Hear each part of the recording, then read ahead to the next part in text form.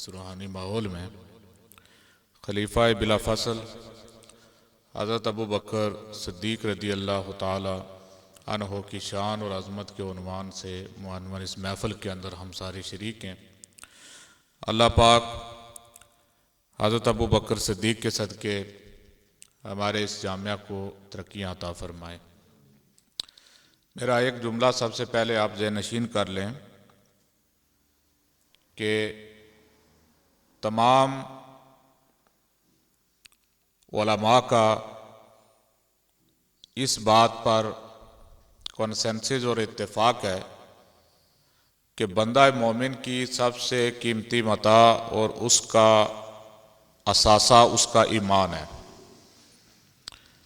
बंदा मोमिन की आबरू भी ईमान के साथ है और उसकी बहार भी ईमान के साथ है।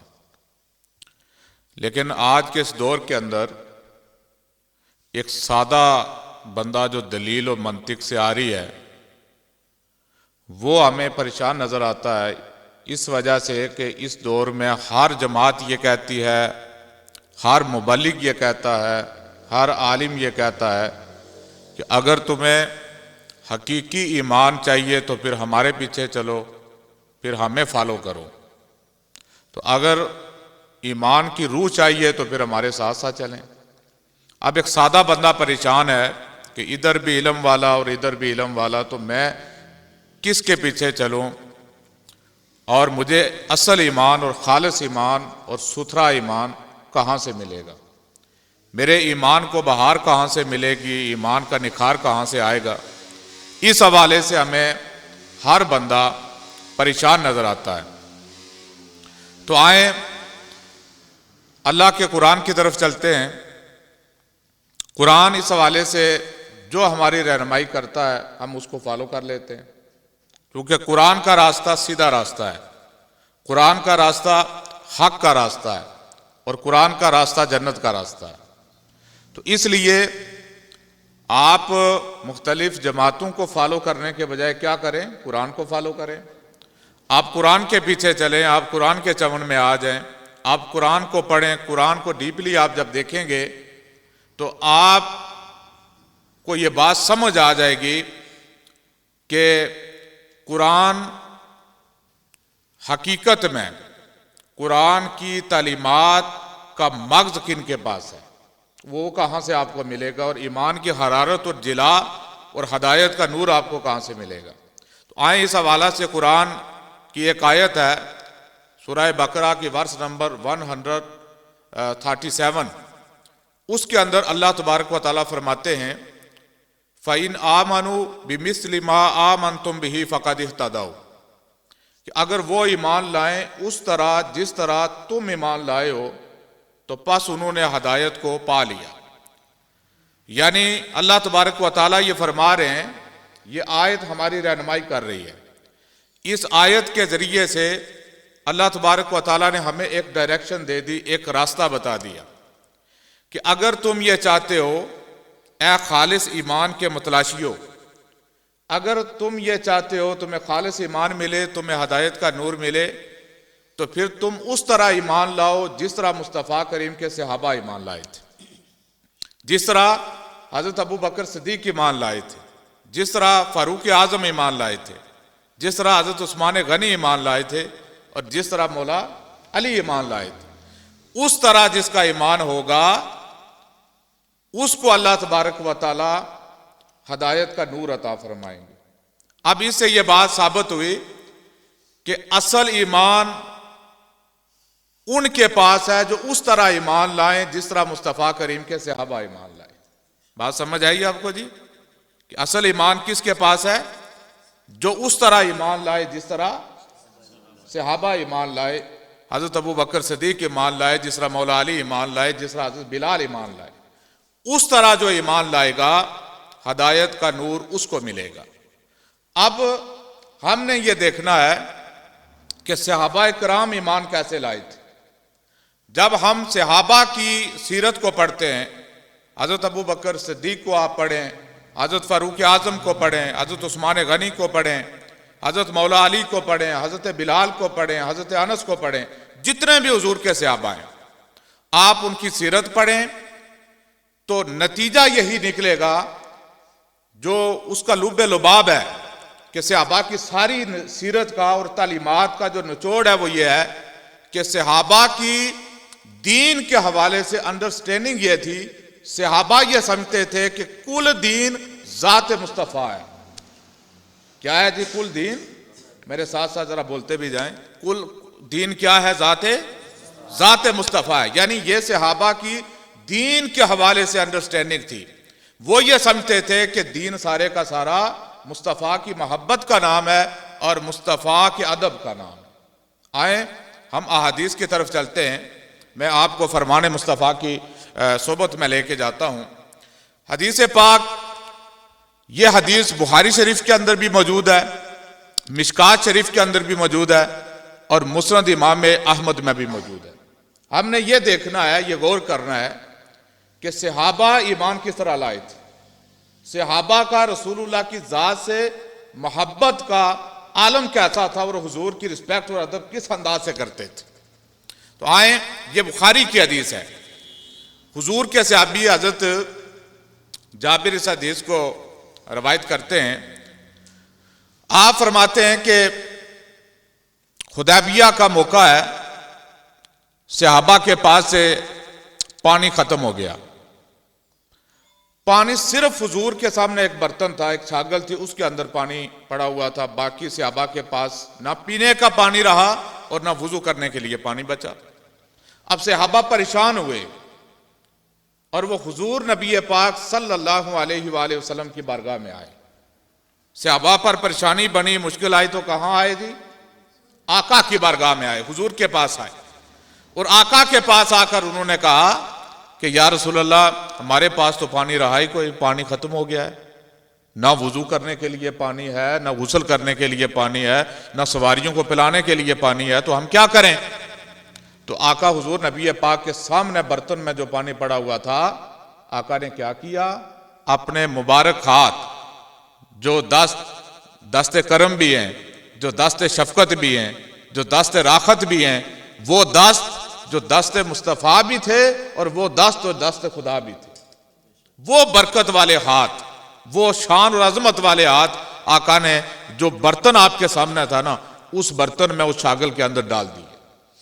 सहाबा कहते हैं कि हुजूर ने जब हाथ डाला बर्तन में, जब बर्तन में हाथ डाल के आका ने हाथ बाहर निकाला तो कहते हैं हमने एक मंजर देखा कि आका की 5 उंगलियों के दरमियान से पानी के चश्मे उबर रहे थे और इस तरह पानी निकल रहा था जिस तरह चश्मों से पानी निकलता है।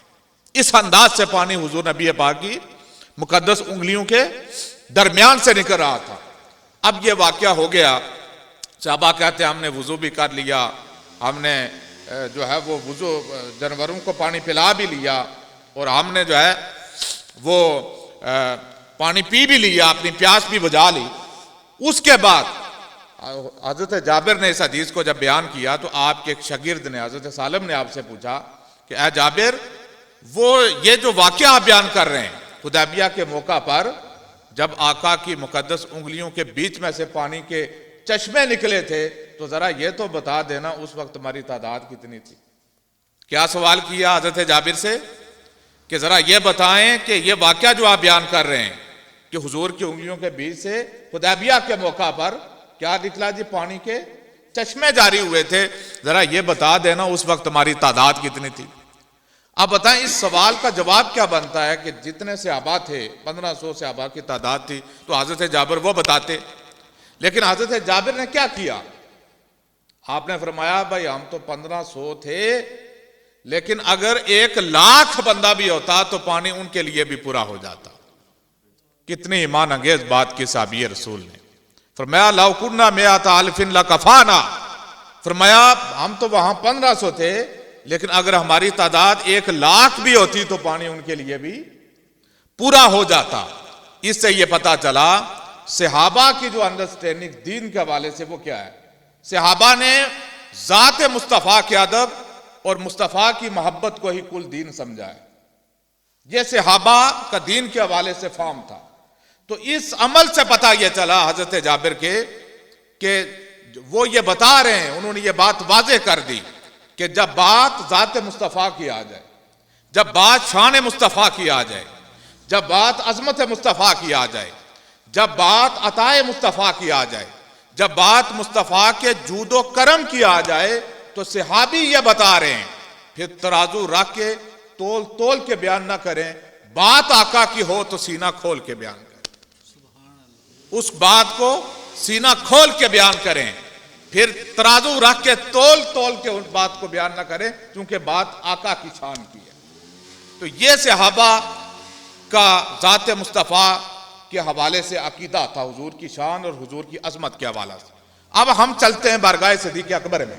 ये बुखारी शरीफ की हदीस, दूसरी हदीस, ये हदीस भी बुखारी शरीफ की है।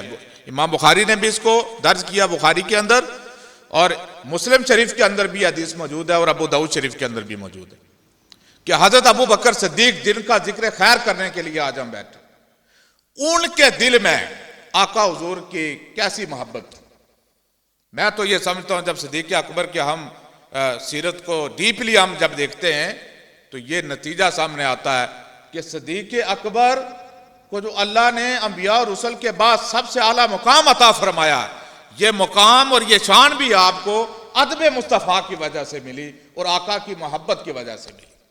बुखारी शरीफ की हदीस है कि एक मरतबा आका हुजूर नबी पाक कबीला बनी अमर बिन औफ की सुलह के लिए कुछ सहाबा के साथ तशरीफ ले गई, यानी वहां पर कोई झगड़ा हुआ, कोई मामला, तो आका हुजूर हमारे नबी सुलह करवाने के लिए तशरीफ ले गए। जब आका उधर तशरीफ ले गए तो पीछे नमाज का वक्त हो गया, तो मुअज्जिन रसूल हजरत बिलाल हजरत अबू बकर सिद्दीक के पास आए, कहने लगे कि अबू बकर, नमाज का वक्त हो गया है, तो आप नमाज पढ़ाएंगे? आपने फरमाया अगर तुम कहते हो तो मैं पढ़ा देता हूं। आपने तकबीर पढ़ी और हजरत अबू बकर सिद्दीक मुसल्ला इमामत पे खड़े, आपने नमाज शुरू करवा दी, तकबीर तहरीमा होगी। इधर नमाज शुरू हुई, उधर से आका हुजूर तशरीफ ले आए, उधर से आका तशरीफ ले, हुजूर की आमद हो गई, हुजूर की जलवागरी हुई। अब सहाबा को देखे ना, कितना सहाबा नमाज के अंदर खड़े, लेकिन प्यार कितना है आका की जात से कि हुजूर के कदमों की आहट को भी पहचान लेते, आका के कदमों की आहट से पहचान लेते थे कि आका हुजूर तशरीफ ले आए। उधर से जब आका तशरीफ लाए, अब देखे सहाबा क्या कर रहे हैं जी, नमाज के अंदर है ना, हज़रत अबू बकर मुसल्ला इमामत में है और पीछे आपकी इक्तदा में सहाबा इकराम नमाज पढ़ रहे हैं। उधर से जब आका आए, अब सहाबा के पास दो ऑप्शन थे, इधर क्या है, अल्लाह की नमाज पढ़ रहे हैं ना, नमाज किसकी इबादत है? अल्लाह की इबादत है। सहाबा इधर क्या कर रहे हैं? अल्लाह की नमाज पढ़ रहे हैं, इबादत कर रहे हैं, इधर अल्लाह की नमाज और उधर अल्लाह के रसूल। कितना खूबसूरत अब ये मंजर है, इधर अल्लाह की नमाज है और उधर अल्लाह के रसूल है। अब सहाबा के पास दो ऑप्शन थे, या तो वो अल्लाह की नमाज पढ़ते रहे, आका को छोड़ देते, या नमाज पढ़ते रहते और आका को छोड़ देते, और दूसरा ऑप्शन यह था कि अल्लाह की नमाज वो छोड़ देते और आका हुजूर का इस्तकबाल करते, हुजूर का अदब करते। लेकिन कुर्बान जाएं सहाबा के अकीदा तौहीद और रिसालत पर, यह है रियल तौहीद, यह है रियल अकीदा रिसालत। कुर्बान जाए उनके अकीदों पर, उनकी मोहब्बत पर, और उनका जो हुजूर नबी करीम सल्लल्लाहु अलैहि वसल्लम का अदब का जो अंदाज है उस पर। सहाबा ने क्या किया, उन्होंने नमाज के अंदर यह फैसला किया, नमाज के अंदर ही फैसला कर लिया। क्या प्यार था हुजूर की जात के साथ, नमाज पढ़ रहे हैं और नमाज के अंदर फैसला कर लिया, ना अल्लाह की नमाज छोड़ेंगे, ना अल्लाह के रसूल का अदब छोड़ेंगे। यह फैसला किया सहाबा ने कि दोनों काम करेंगे, अल्लाह की नमाज भी पढ़ेंगे और अल्लाह के रसूल का और अल्लाह के महबूब का अदब भी करेंगे। अब उन्होंने हाथों पे हाथ मारने शुरू कर दिए, हाथों पे हाथ मारे ताकि बाकियों को पता चल जाए कि आका तशरीफ ले आए, जिनको नहीं पता था उनको भी पता चल जाए कि आका तशरीफ ले आए। हाथों पे हाथ मारे और आका हुजूर को सफ़ों के अंदर से रास्ता दे दी। देखें ना कैसी नमाज हो रही है कि अल्लाह की नमाज भी पढ़ी जा रही है और आका की आमद पर हुजूर का इस्तकबाल भी हो रहा है। अब सफ़ों के बीच में से रास्ता सहाबा ने दे दिया। जब आप पहली साफ में पहुंचे ना, अब हजरत जब तालियों की आवाज बुलंद हुई ना, हजरत अबू बकर सिद्दीक को भी पता चल गया कि आका तशरीफ ले आए। अब सिद्दीक अकबर ने क्या किया, अब हजरत अबू बकर सिद्दीक ने मुसल्ला छोड़ा। मुसल्ला छोड़कर पीछे आए। आका ने फरमाया अबू बकर ठहरे रहो मुसल्ले पर, लेकिन इसके बावजूद आपने मुसल्ला छोड़ा, पीछे तशरीफ ले आए। आका हुजूर मुसल्ला, ये सारा कुछ नमाज के अंदर हो रहा है। आप मुसल्ला इमामत पे आका तशरीफ ले गए, हुजूर ने नमाज मुकम्मल करवाई। उसके बाद आका ने हजरत अबू बकर सिद्दीक से कहा, ए अबू बकर, मैंने आपको कहा भी था कि आप मुसल्ले पे खड़े रहें, आप नमाज पढ़ाते रहें, तो आपने मुसल्ला छोड़ा क्यों, पीछे क्यों आया? तो आपने जो जुमला कहा उसको जरा सुनिएगा, आपका ईमान ताजा हो जाएगा। हजरत अबू बकर सिद्दीक रज़ी अल्लाह ताला अन्हु ने फरमाया, मा काना लिब्ने अबी कुहाफा था अन युसल्लिया बैना यदै रसूलिल्लाह। फरमाया कि अल्लाह के रसूल, मैं अबू कुहाफा का बेटा और आप अल्लाह के नबी, तो अबू कुहाफा के बेटे की क्या जुरत कि वो अल्लाह के रसूल के सामने खड़े होकर नमाज पढ़ाए। अब देखें, ये था अदब सिद्दीक अकबर का, और ये थी हुजूर नबी करीम की रिस्पेक्ट और आका हुजूर की आपके दिल में मोहब्बत, जो आपको सबसे ज्यादा मुमय्यज और मुमताज करती है। और फिर दूसरा वाकया किताबों के अंदर है कि जब आका हुजूर नबी पाक ना जी मेराज पे हुजूर तशरीफ ले गए ना, वाकया मेराज, क्योंकि ये हुजूर को अता किए गए मौजज़ात में से एक बड़ा मौजज़ा था। तो जब आका मेराज से वापस आए तो आपने ये सारा जो सफ़र है ना, इस सफ़र को आपने बयान किया। सफ़र मेराज को आका हुजूर ने क्या किया, बयान किया। तो इस हवाले से अब सफ़र मेराज या मस्जिद हराम से मस्जिद अक्सा तक, उसके बाद फिर पहला आसमान, दूसरा आसमान, और उसके बाद फिर आसमानों से आगे की दुनिया, जहाँ से जो है वो मजमून जो है वो ये समझें कि हमारी अकल में आ ही नहीं सकता, वहाँ से आगे का, जहाँ तक अल्लाह ने चाहा वहाँ तक आका तशरीफ़ ले गए।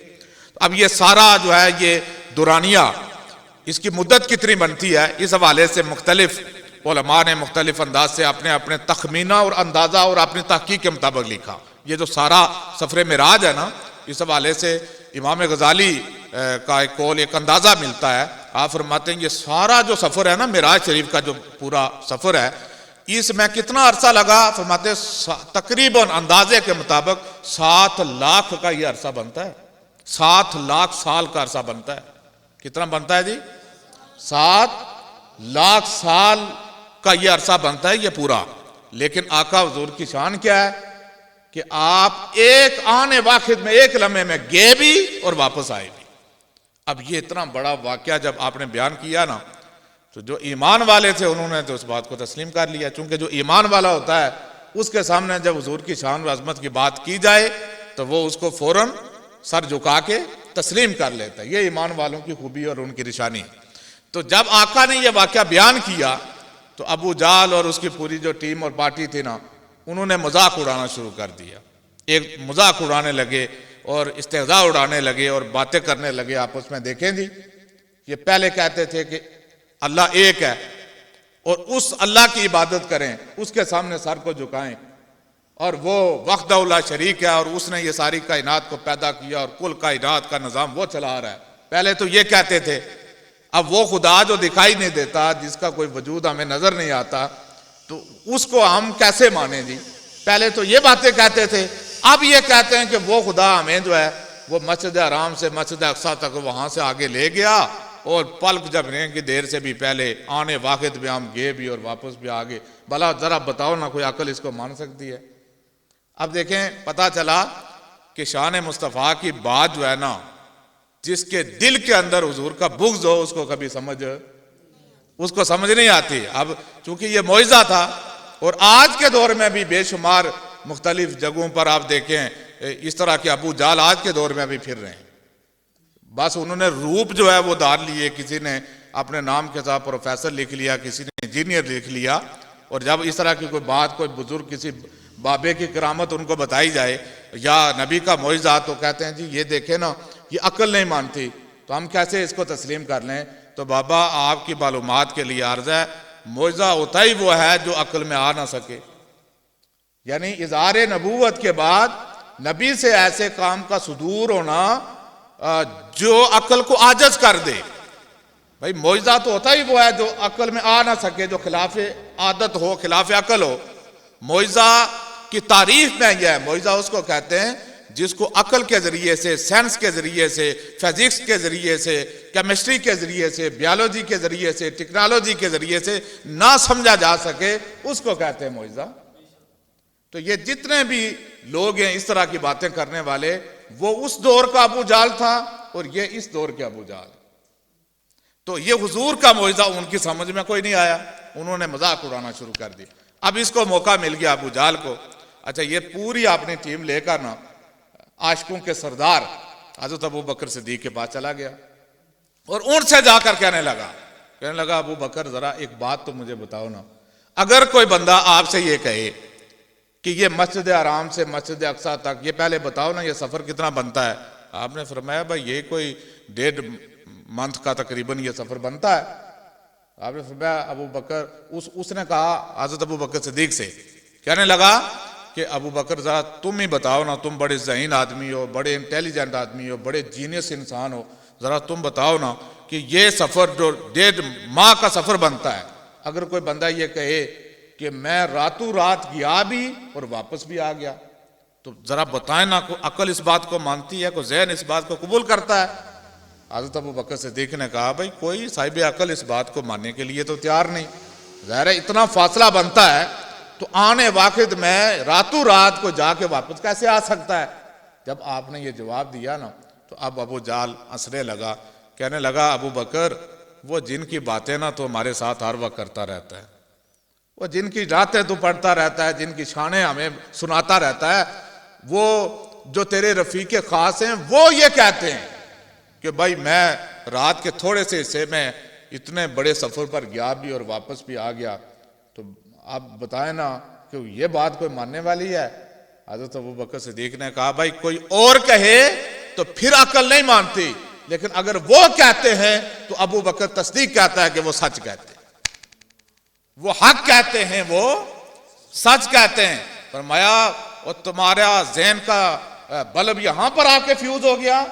हज़रत अबू बकर सिद्दीक ने कमाल का जुमला कहा, आपने फरमाया कि अगर वो इससे बड़ी कोई बात भी कहें अबू बकर उसको भी आंखें बंद करके मानने के लिए तैयार है। ये अंदाज था आका हुजूर नबी करीम सल्लल्लाहु अलैहि वसल्लम के साथ मोहब्बत और इश्क का। तो यही वो अंदाज है जो हज़रत अबू बकर सिद्दीक को जो है वो मुमय्यज़ और मुमताज़ करता है। और इससे एक बात भी समझ आई, हज़रत अबू बकर सिद्दीक ने ना एक कायदा बता दिया, एक रूलिंग दे दी। फरमाया ज़ात मुस्तफ़ा के हवाले से, फरमाया अगर तुम ये चाहते हो कि तुम्हें हकीकी ईमान की लज्जत मिले, अगर तुम ये चाहते हो तुम्हें हदायत का नूर मिले, अगर तुम ये चाहते हो कि तुम्हारे सीनों के अंदर ईमान के फानूस रोशन रहें, तो हज़रत अबू बकर सिद्दीक ने बता दिया फिर ज़ात मुस्तफ़ा का जब मामला आ जाए, शान मुस्तफ़ा का जब मामला आ जाए, तो फिर जब हुजूर की बात आ जाए तो फिर नीचे की बात ना करो, आका की बात आ जाए तो फिर ऊपर की बात करो। इसलिए कि अल्लाह ने अपने महबूब को बेशुमार शान अता फरमाई हैं जो हमारी अकल दिन को समझने से कासिर है। अब हुजूर को अल्लाह ने बेमिसल और लाजवाब शान अता फरमाई, और हुजूर के वसीला से वो शानें और अजमतें जिस की आका की ज़ात के साथ निस्बत हो गई, अल्लाह तबारक व तआला ने उनको भी वो सारी शानें और अजमतें अता फरमाई, चाहे वो अहले बैत नबी हों, चाहे वो अज़वाज मुस्तफ़ा हों, चाहे वो असहाब रसूल हों, इन सब की शानें आका की वजह से। अब ज़रा गौर तो करें ना, हमारे यहाँ मसला ये झगड़े, ये फसादात, ये एक दूसरे के गरीबान जो फाड़े जा रहे हैं, एक दूसरे को गालियां दी जा रही हैं मिंबरों पर बैठ के, मसला क्या है कि लोगों ने सामने, लोगों की नज़र हुजूर की ज़ात पे नहीं रही, तवज्जो आका की ज़ात से हट के दाएं बाएं अपने मौलवियों की तरफ और अपने जो जिनको वो फॉलो कर रहे हैं, अपने जो लीडर और कायद हैं, उनकी निगाहें उनकी तरफ हो गई है। मैं एक बात आपके, इन झगड़ों का एक ही हाल है भाई, हर बंदा अपनी डायरेक्शन दुरुस्त कर ले, अपनी सोच का मरकज ज़ात मुस्तफ़ा को बना ले, बस। आप सामने देखेंगे ना, जब सामने आका की ज़ात आपको, जब आपकी तवज्जो आका की ज़ात पर होगी ना, सामने जब आका की ज़ात है तो फिर ना कोई इधर गिरेगा ना इधर गिरेगा, फिर उसको सारे मसले समझ आ जाएंगे। ये झगड़े इसलिए हैं कि तवज्जो वहां से हटी हुई है। जब तवज्जो सामने किस पर हो, आका की ज़ात पर हो, तो फिर सहाबा किसके? आका के। अहले बैत किसके? आका के। अज़वाज किसकी? आका की। शरीयत किसकी? आका की। तो जब सामने आका की जात हो तो फिर ये झगड़े खत्म हो जाएंगे। इसलिए अपने ईमान का मरकज जात मुस्तफ़ा को बना ले, जिस तरह आका हुजूर के सहाबा ने बनाया था। अब देखें सिद्दीक़ अकबर की क्या शान है। वैसे तो सारे सहाबा हुजूर की शान और अज़मत वाले, लेकिन आज हज़रत अबू बकर सिद्दीक़ के शान और अज़मत के हवाले से ये प्रोग्राम है। तो क्या शान और अज़मत हज़रत अबू बकर सिद्दीक़ की है। बुखारी शरीफ की हदीस ज़रा सुनिए और अपने ईमान को ताज़ा कीजिए कि आका हुजूर ना एक मरतबा आप जन्नत के दरवाज़ों का जिक्र फरमा रहे थे। सही बुखारी की हदीस है। आका ने फरमाया कि जन्नत के 8 दरवाजे हैं, जो है वो नमाजी को बाबु सलात से जन्नत में दाखिल किया जाएगा। बाबु सलात से उसके लिए आवाज़ आएगी कि यहाँ से तू दाखिल हो जा जन्नत में। और जो सदका देने वाला है वो बाबु सदका से उसको पुकारा जाएगा, वहाँ से उसको बुलाया जाएगा। और जो जिहाद करने वाला है अल्लाह की राह में, उसको बाबू जिहाद से बुलाया जाएगा। तो जो रोज़ादार है, आका ने फरमाया उसको बाबुर रैयान से बुलाया जाएगा। फिर आका ने फरमाया कि जब ये आका जिक्र कर रहे थे ना जन्नत के दरवाज़ों का, कि नमाजी जो है वो बाबू सलात से जाएंगे, रोज़ादार बाबू रैयान से जाएंगे, सदका देने वाले कहाँ से जाएंगे? बाबू सदका से जाएंगे। तो हज़रत अबू बकर सिद्दीक़ रज़ी अल्लाह ताला अन्हु ने पूछा कि अल्लाह के रसूल, क्या कोई ऐसा भी है जिसको जन्नत के सारे दरवाज़ों से बुलाया जाएगा? कितना प्यारा सवाल किया। इससे हज़रत अबू बकर सिद्दीक़ का अकीदा भी मालूम होता है कि आपका यह अकीदा था कि जो बात हमें नहीं पता वो बात आका को पता है। आका के इल्म से कोई भी बात पोशीदा, निगाह मुस्तफ़ा से कोई भी चीज़ पोशीदा नहीं है। आपको पता है कि जन्नत के दरवाजे कितने और कौन किस दरवाजे से जाएगा। इसलिए तो आपने सवाल किया। तो जब सवाल किया तो आका ने फरमाया कि हाँ अबू बकर, जन्नत के बाद बाब ऐसे भी हैं जिनको जन्नत के सारे दरवाजों से बुलाया जाएगा। अर्जु अन तकूना मिनहुम, मेरा यकीन यह है कि तू भी उड़ी में से है। नहीं, ये हज़रत अबू बकर सिद्दीक़ की शान जो खुद आका ने बयान की है। ये किसी आलिम दीन की, किसी मुफ्ती साहब की, किसी अल्लामा दखर की बयान करदा नहीं है। ये शान अबू बकर सिद्दीक़ की है जो खुद आका ने बयान फरमाई। फरमाया अबू बकर तू वो है जिसको जन्नत के 8 दरवाजों से बुलाया जाए। अब जरा इस हदीस पे गौर तो करें ना। हम सुबह से शाम तक ये दुआ करते हैं, या अल्लाह हमें जन्नत दे दे, या अल्लाह हमें जन्नत दे दे। और जन्नत ये कह रही है, ए अल्लाह मुझे अबू बकर दे दे। हम ये कहते हैं या अल्लाह हमें जन्नत अता फरमा, और जन्नत का हर दरवाजा ये कह रहा है, ए अल्लाह हमें अबू बकर अता फरमा दे।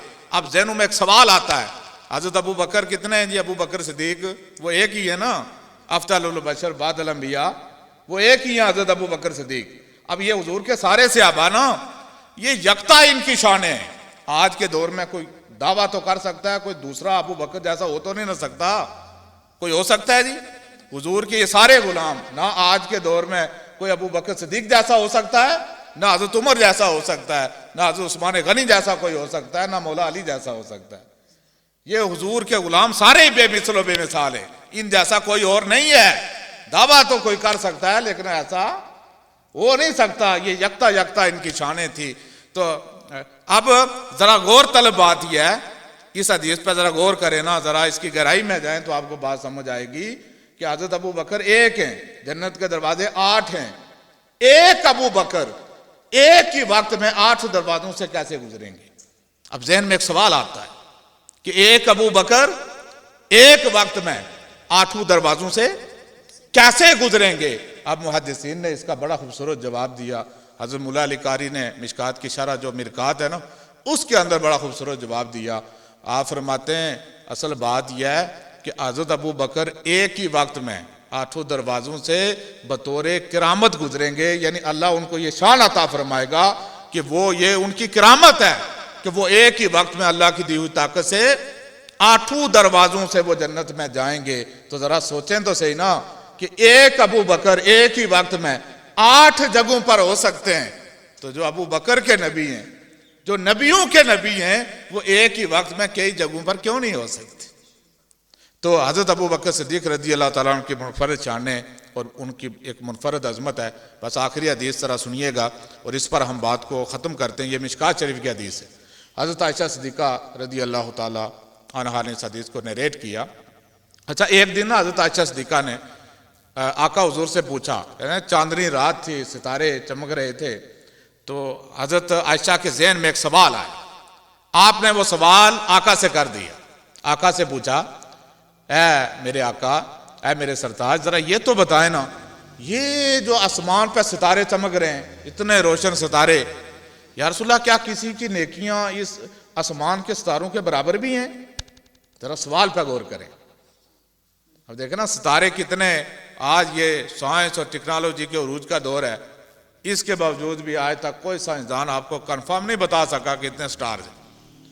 लाखों करोड़ों के हिसाब से जो कहकशाएं हैं जो दरियाफ्त हुई हैं, और उनके अंदर एक जो कहकशां है उसके अंदर हजारों, लाखों और करोड़ों के हिसाब से स्टार्स हैं, जिनका अंदाजा जो है वो नहीं, आज तक साइंसदान नहीं लगा सके। तो वो जो डिस्कवर हुए हैं ये उनकी बात है, कितने स्टार्स ऐसे हैं जो अभी तक डिस्कवर ही नहीं हो सके।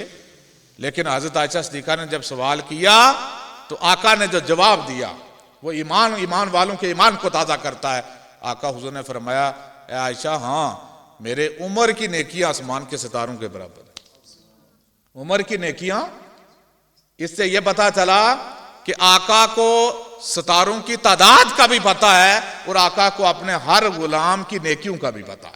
आका से कोई चीज छुपी हुई नहीं है। जब ये जवाब दिया तो हज़रत आयशा सिद्दीक़ा के ज़हन में था कि हुजूर तो मेरे वालिद का नाम लेंगे, और हुजूर मेरे अब्बा जान। फरमाया, अब देखें कितनी ईमान अंगेज बात की आका ने। फरमाया, ए आयशा, तेरे वालिद की एक नेकी के बराबर उम्र की सारी नेकियां हैं, यानी उम्र की सारी नेकियां तेरे वालिद की एक नेकी के बराबर है। यानी इस एतबार से भी देखें कि हज़रत अबू बकर सिद्दीक़ नेकियों के एतबार से भी हमें सबसे आगे नजर आते हैं। और इस हदीस की शरह में मुहद्दिसीन ने लिखा है कि ये हिजरत की रात ना, जब हुजूर नबी पाक 3 दिन और 3 रातें जो गार के अंदर रहे ना, वो वाली जो नेकी है ना, जो आपने रज रज के चेहरा मुस्तफ़ा को देखा, सामने आपके जो आका का चेहरा था, माते हैं ये वाली जो नेकी है ना, ये हज़रत अबू बकर सिद्दीक़ की नेकी, एक नेकी हज़रत उमर की सारी नेकियों से भी बढ़कर है। तो हुजूर नबी पाक की एक हदीस है और इससे मैं आपको एक लेसन भी देना चाहूँगा, इस पर ज़रा गौर करें। आका ने फरमाया कि अच्छी आदतें 360, कितनी हैं जी? आज हर बंदा जो है ना वो इस खोज में है कि मैं अच्छी अच्छी आदत को अपनाऊं, अच्छी आदतों को मैं अपनाऊं। और हमारे जो मोटिवेशनल स्पीकर है ना, वो भी रोज़ाना बयान करते हैं जी, इतनी फ़लाँ मुहक्किकी, फ़लाँ जो है वो रिफार्मर है, फ़लाँ लीडर है, उसको फॉलो करें। और टॉप 10 हैबिट्स, ये अच्छी 10 आदतें हैं, अगर आप कामयाब लाइफ गुजारना चाहते हैं तो ये 10 जो आदत हैं इनको फॉलो करें। अब ज़रा हम सोचें ना कि वो अच्छी, सबसे पहले तो हमने ये खोज लगानी है भाई वो अच्छी आदतें कौन सी हैं। आका ने फरमाया कि अच्छी आदत 360 है। कितनी है जी? 300। फरमाया इनमें से कोई एक भी किसी के अंदर पाई जाए, उसके सबब अल्लाह उसको जन्नत अता फरमा देता है, उसके सबब अल्लाह उसको जन्नत अता फरमा देता है। तो हज़रत अबू बकर सिद्दीक़ ने पूछा, आका ज़रा ये भी तो बताए ना, इनमें से कोई मेरे अंदर भी पाई जाती है? ये जो अच्छी आदत आप बयान फरमा रहे हैं, इनमें से कोई मेरे अंदर भी है? तो आका ने फरमाया, अबू बकर ये सारी तेरे अंदर मौजूद है।